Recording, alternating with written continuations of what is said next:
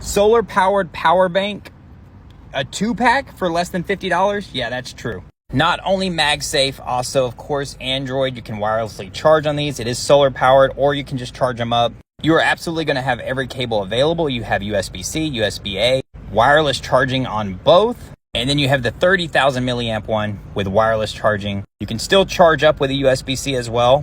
But you turn it over, you get MagSafe, and then you get a whole bunch of different cables. You will be the life saver on your camping trips or your traveling trips with your USB-C, your Apple iPhone, your Micro Mini, and an emergency flashlight. I go camping quite a bit, and I'm always running out of juice for my phones, or my friends are running out of juice. And even if they bring their own cable, they'll be set up.